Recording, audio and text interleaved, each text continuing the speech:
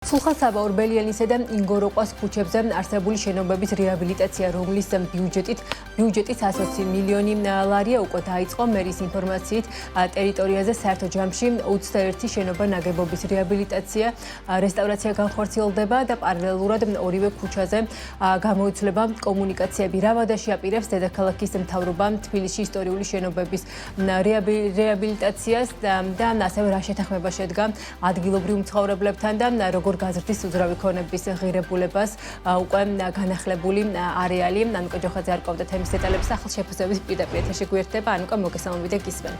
როცა თბილისის განვითარების ფონდმა მთაწმინდის რაიონში სულხან-საბა ორბელიანისა და პავლე ინგოროყვას ქუჩებზე მდებარე ისტორიული შენობების რეაბილიტაცია დაიწყო. ჯამურად სარეაბილიტაციო სამუშაოებში 120 მილიონი ლარი დაიხარჯება, ხოლო სრულად პროექტის დასრულებას თბილისის მთავრობაში 2 წელიწადში ვარაუდობენ. მათი თქმით, ჯამში სარეაბილიტაციო არეალი 45,000 კვადრატულ მეტრ ფართობს შეადგენს და 450 ოჯახის საკუთრებაში არსებულ ფართებს შეეხება. მათი შეფასებით ამ ეტაპზე ოჯახებთან ხელშეკრულებების გაფორმების პროცესი მიმდინარეობს, რომლის საფუძველზეც ისინი უზრუნველყოფილი იქნებიან ქირით. პარალელურად ადგილზე ხორციელდება საგზაო სამუშაოებიც, რის გამოც ტერიტორიაზე გადაადგილება დროებით შეიზღუდა.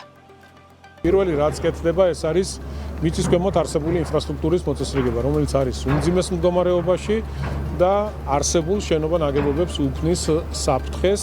პირველი ხა ლეონიძის ქუჩაზე გვაქვს შეზღუდვა, რომელიც ერთი კვირის განმავლობაში იქნება, შეიცვლება ეს ძირითადი კომუნიკაციები, რაც საჭიროა და ერთ კვირაში ლეონიძის ქუჩა გაიხსნება. ბოლო ეტაპი იქნება არსებული შენობა ნაგებობების რეაბილიტაცია თავისი შიდა ეზოების მოწესრიგებით და ახლა 2 წელი დაჭირდება მთლიანად პროექტის დამთავრებას. სარეაბილიტაციო არეალი 45,000 კვადრატულ მეტრს შეადგენს, როგორც აღნიშნეთ, 21 შენობა ნაგებობა არის, 450-მდე ოჯახი ყავს ორივე ქუჩაზე, როგორც სულხან-საბა, ასევე ინგოროყვას ნაწილში. ამ პერიოდში სანამ მიმდინარეობს სარეაბილიტაციო სამუშაოები, მის დასრულებამდე, ბოლო ეტაპამდე, სანამ არ იქნება კომუნიკაციები ჩართული უკვე ნაწილი დენი, გაზი, წყალი, მანამდე ქირით იქნებიან უზრუნველყოფილი თითოეული მოსახლე, რომ არ გქონდეს არანაირი დისკომფორტი. რა ეფექტი ექნება ინგოროყვას და სულხან-საბა ორბელიანის ქუჩებზე შენობების რეაბილიტაციას უძრავი ქონების ფასებზე? ეს კითხვაც დავსვით დღეს თბილისის განვითარების ფონდის ხელმძღვანელთან, რომელიც ამბობს, რომ თუ უკვე არსებული გამოცდილებით ვიმსჯელებთ რეაბილიტირებულ არეალებში, დედაქალაქში უძრავი ქონების ფასები სამჯერ მაინც იზრდება. განსხვავებულ მაჩვენებლებზე საუბრობენ თავად უძრავი ქონების აგენტები, რომლებიც ამბობენ, რომ ფასები რეაბილიტირებულ არეალებში მზარდია, თუმცა ზრდის ტემპი მნიშვნელოვნად ჩამორჩება ისეთი უბნების ფასებს, როგორიცაა მაგალითად საბურთალო ან ვაკე.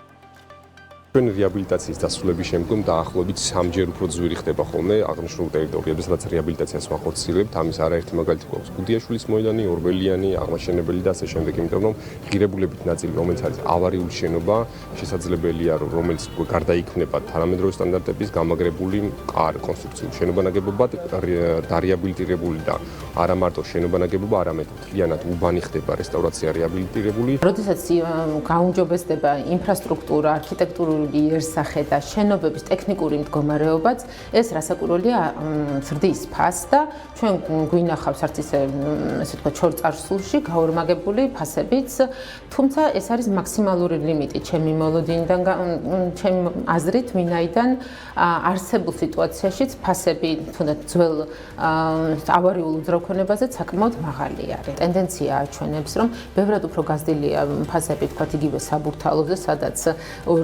2022-ში თუ ვთქვათ $700-დან $900 შეიძლებოდა უძრავი ქონების შეძენა, დღეს $2,500 არის საჭირო კვადრატულ მეტრში. რაც შეეხება ძველ თბილის ამხელა ფასის ნახტომი არ განუცდია და თუ კი ვთქვათ 5 წლის წინ $2,500 ღირდა, დღეს შეიძლება მაქსიმალური ფასი აქვს $3,500 ფარგლებში ტრიალების კვადრატულ მეტრზე. ბოლო წლებია ისტორიული უბნებისა და ქუჩების რეაბილიტაციაში ყოველწლიურად რამდენიმე ათეული მილიონი ლარი იხარჯება. იმის გარდა, რომ რეაბილიტირებული გამზირები ტურისტულად უფრო მიმზიდველი ხდება, ადგილზე მატულობს მათ შორის ადამიანების მობილობა და იზრდება უძრავი ქონების ღირებულებაც. თუმცა იმის გამო, რომ ისტორიული უბნების პოზიციონირება ხშირ შემთხვევაში არ ხდება, ფასების ზრდას გრძელვადიანი ეფექტი არ აქვს. ახალი აღმაშენებლის გამზირი ისტორიული უბნებიდან ერთ-ერთი პირველი იყო, რომლის რეაბილიტაციაც ოცნების ხელისუფლების პერიოდში განხორციელდა, ჯამურად პროექტი 30 მილიონ ლარამდე დაგვიჭდა. აღმაშენებლის სარეაბილიტაციო სამუშაოები 1 წლის შემდეგ უკვე ორბელიანის მოედნისა და მისი მიმდებარე ტერიტორიის განახლებამ ჩაანაცვლა, სადაც 85 მილიონი ლარი დავხარჯეთ. ამის შემდეგ კი დაახლოებით 50 მილიონი ლარი დაიხარჯა გუდიაშვილის მოედნისა და მიმდებარე არეალის რეაბილიტაციაზე. მადლობა ანუკა, ეს ანუკა ჯოხაძე იყო.